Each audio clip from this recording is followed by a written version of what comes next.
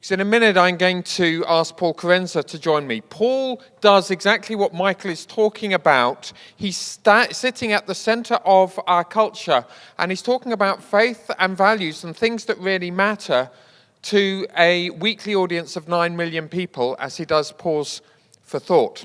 Not only does Paul regularly do Pause for Thought, but he's a stand-up comedian, an award-winning stand-up comedian, I should say, the author of a number of best-selling books, as well as a scriptwriter of Miranda, Not Going Out, and the relaunched BBC Top Gear as well. We're going to hear from him now, trusting he's in the room. Here he is. Wonder whether you give, please, a warm welcome to Paul Karensa.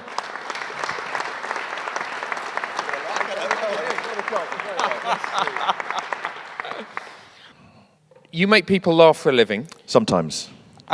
It seems to me that's a pretty dangerous...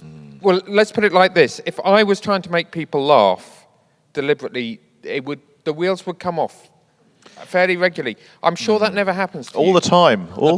I did an event for a church last night, and you could tell as I walked on stage that half the audience were there thinking, I hope it's funny, and the other half were thinking, I hope it's safe and clean, and a few in the middle going, it'll be fine. But I sort of walked on, and my first thought was, I hope I'm funny. But, that's what they were thinking. So, yeah. So, does it ever go wrong? All the time. No, less so. Early days, they always say in your first 10 or so gigs, and then in your first 100 gigs, you will have a flavour of everything. So you have one where it goes better than you thought it would, one when it goes horribly, one when they drop a tray of drinks on your punchline, and it's all part of that learning process. And I found the worst thing is actually, I don't mind a heckle. I don't mind if they're going to get involved, fair enough. But the worst thing is to be ignored. And I've done some gigs where the microphone wasn't great, or my jokes weren't great, whatever it was. In fact, there's one gig where someone at the front row had seen me a week before by chance and was heckling my punchlines before I could reach them. And so he was getting great laughs. I got nothing. Painful. And the slow wave of chat from the back of the room as they just started just chatting. And it made me realize, at least a heckler, you're engaged with in some way, even negatively, whereas to be ignored is the worst thing. Well, you are not ignored because you're speaking to huge audiences with your Pause for Thought, and you're creating scripts for people who've got big audiences as well. But I'm thinking there will be people in the room. There are people in the room who do radio regularly. There are others who would like to. Just talk to us a little bit about the challenges and pressures of having your voice regularly speaking to the nation. What's it like? It's surreal. It's still odd. I did it last on Thursday this week, up at Radio 2 again, and on again every Thursday, I think, between now and Christmas. And every time you go in a way, it doesn't get easier. It still feels odd. And once you come off air, you're still sort of shaking a little bit, But what's great about, I think particularly that radio studio, I found even better than like local radio and things, is Chris and the team. They make you feel it's just a conversation between two people across a desk, which is what it is really. Yeah. It just happens to be a few other people are listening in. But Chris is really good.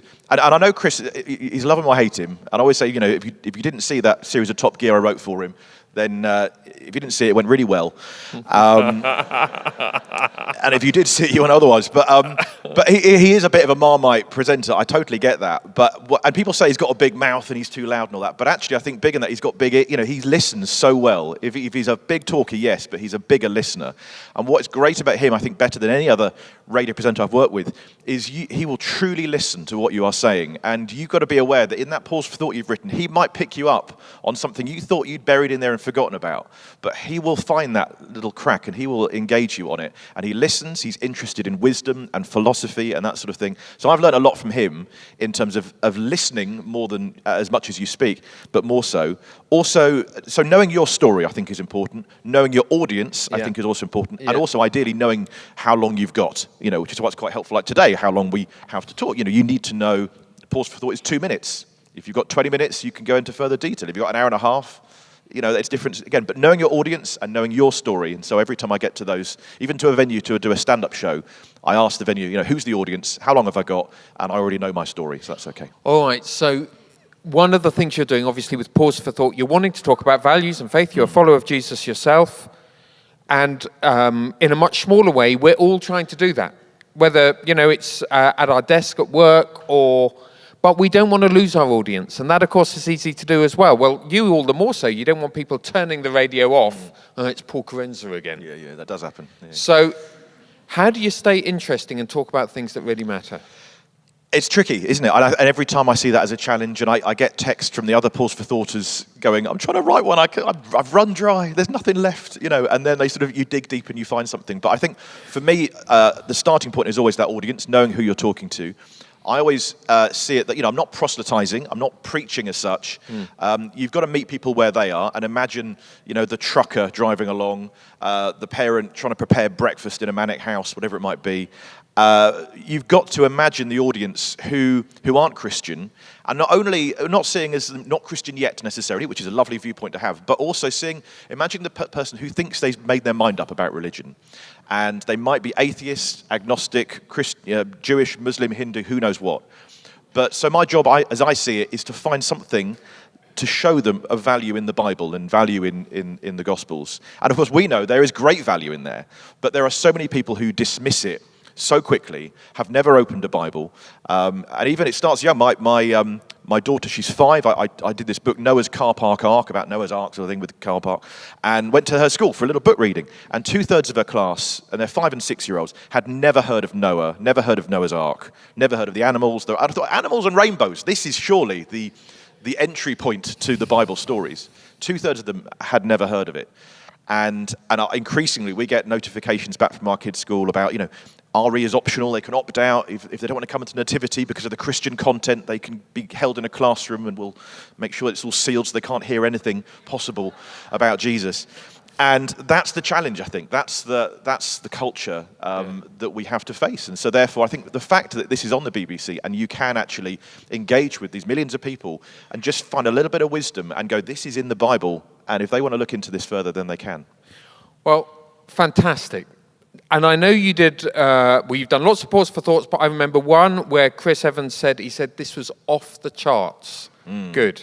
Yeah. Should we ask Paul to do that one now so we can actually hear him? Okay. Would you be able to do that? Thankfully, you pre-warned me, so I've dug it out again. Yeah. Yeah, sure. So here we go. This is the one I did a few years ago. Okay. I've got an unusual gig tomorrow night. I haven't, that was 5 years ago. It's a comedy set at the Science, Technology, Engineering and Maths, STEM, but Radio 2, you had to spell it out, festival, in the Silicon Valley of Britain, Crawley. I've always been a geek for that sort of stuff. I set up my school's maths club. We had 100 members, but that's binary. So when I say 100, I mean 4. As a comedian addressing engineers and scientists, it got me thinking. Jokes are like equations. Both are balancing acts. Just as 1 + 2 = 3, we also know that if you cross a sheep and a kangaroo, you get a woolly jumper, exactly. This thing plus that thing equals the sum total of the parts. So many jokes boil down to that little bit of maths. What cheese do you use to lure a bear out of a cave? Camembert. Cheese plus bear equals camembert. Hurrah, balance is achieved. People laugh with satisfaction. For other types of comedy too, there's an equation like balance. This looks like that. Morecambe and Wise making breakfast looked like a striptease. Baldrick's coffee looked like mud. Well, it was mud. And for the 2 Ronnies, 4 candles equals handles for forks. Whether in physics or in physical comedy or our own lives, balance works. You take out what you put in. You put in energy, it moves you forward. You radiate positivity, it's reflected back to you. And for me, the more I see rules and laws and equations defining the universe, the more I see someone putting it in place. The code of life needs a coder. The laws of the universe, to my mind, indicate a lawmaker. Others see it differently, of course. I've read A Brief History of Time, and I've read the Bible. Well, in both cases, I struggled with the heavy bits. But my bookshelf is balanced too. Physics and theology. I think that in this universe, balance makes sense. You give love, you get love. You seek forgiveness, then forgive others. The more you give out, the more you get back. And maybe life plus love plus laughter equals happiness, in which case, pass the 4 candles. Paul Karensa, thank you very much indeed. Thank you.